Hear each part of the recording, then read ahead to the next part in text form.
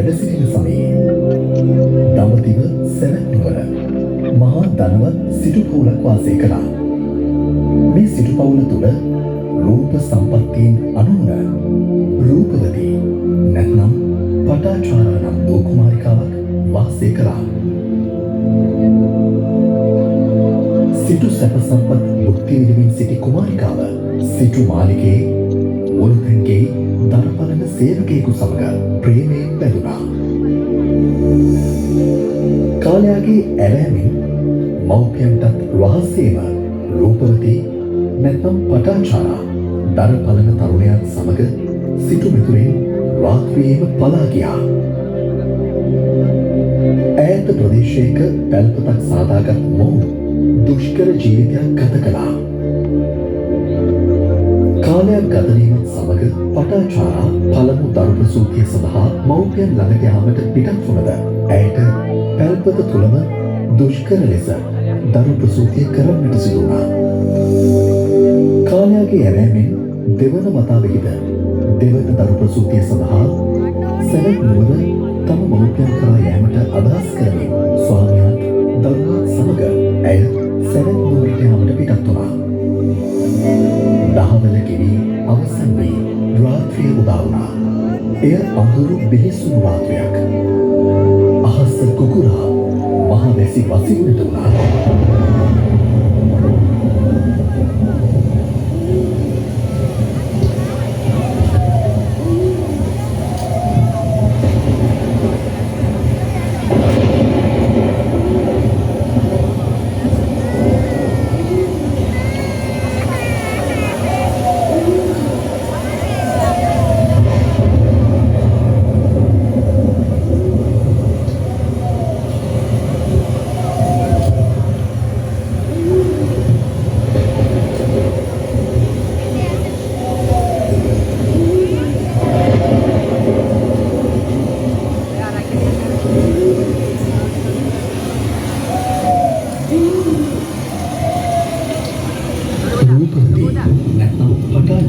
ප්‍රසූත වේදනාවෙන් සිටින විට ස්වාමියා ඇයට ආහාරයක් ගැනීම සඳහා ලේහඬු රැගෙන ඒමට මහා වනයට ඇතුළු වුණා.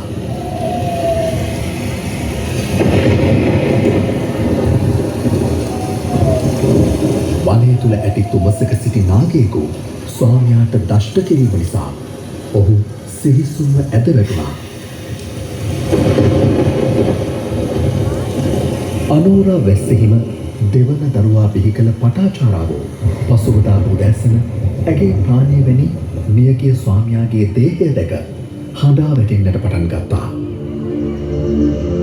සිදුවී ඇති දෙය අවබෝධ වුණා.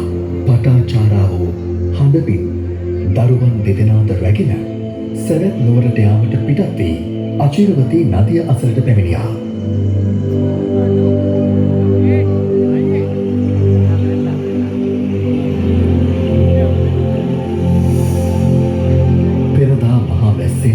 දෙගොඩ තලා යන අචිරවතී නදියේ දරුවන් දෙදෙනාම රැගෙන එකවර යා නොහැකි නිසා වැඩිමහල් දරුවා මෙගොඩ තියා අලුත උපන් දරුවා ගඟෙන් එතෙර කර ගම් ඉවුර මත තැබුවා.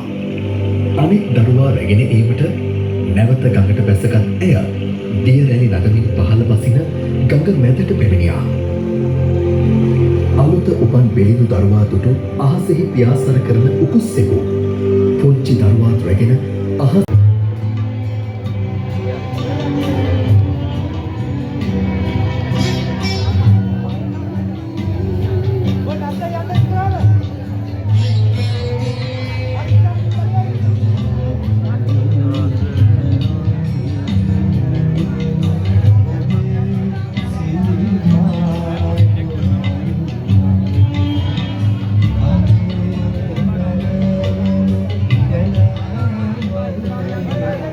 මේ විශේෂ මතක් කිරීම අපි ඉල්ලීම සිදු කළ පරිදි කිසිවක් වෙන්නේ නැහැ වාගේ පේනවා.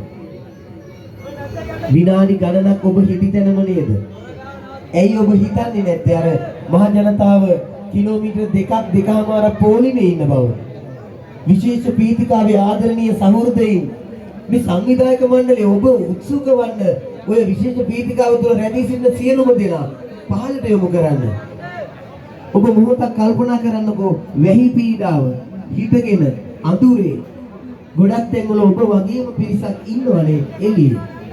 ඒක නිසා උන්ට අවස්ථාව ලබා දෙන්න අනේ හැකි ඉක්මනට අපිත් එක්ක තරහ වෙන්නේ නැතුව ඉහළ මාලයට පැමිණෙන්න. මේ පැත්තෙන් ඔබට පුළුවන් පිට වෙන්න. ආදරයෙන් මතක් කරන්න පුංචි ආධාර මුදලක් ලබා දෙන්න. මහත් වූ අශ්වසිල්ලක් වේවි. ඔබ දන්නවද? ලක්ෂ 53කට අධික මුදලක් මේ සුවිසල් නිර්මාණයට වියපැහැදම් වෙලා තිබෙනවා. ඉතින් පුංචි ආධාර මුදලක් අර විදුලි ආධාර කියලා සඳහන් වෙච්ච ඒ පීඨිකාවටත් එහෙම නැත්නම් වැඩිහිටියෝ ඉන්නවා එළියේ ඒ ස්ථානයේ හරි ඔබට පුළුවන් ආධාර මුදලක් ලබා දෙන්න. මේ සුවිසල් නිර්මාණ දසටම පියාසර කළා. පටාචාරා දරු සෙනෙහසින් විලාපතියමින් හඬමින් කෑ ගැසුවා. අත්පුඩි දැලුවා. ඒ දුටු වැඩිමහල් දරුවා අම්මා තමාට අඬගසනවා යයි සිතමින් දෙගොඩ තලා යන ගඟට බැස්සා. වැඩිමහල් දරුවා පටාචාරාගේ ඇස් ඉදිරිපිටම මහා දේරල අතරේ නොපෙනී ගියා.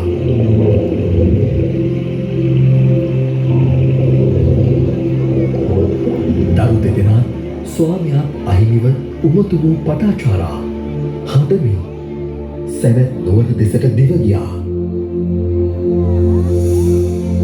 ඇය නුවර වැසියන්ගෙන් මව්පියන් ගැන විමසද්දී පෙර දින රාත්‍රියේ මහා වර්ෂාවත් සමග ඇති වූ අකුණු නිසා ගසක් කඩා වැටි තම මව්පියනුත් සොහොයුරාත් මියගිය බව කියා සිටියා.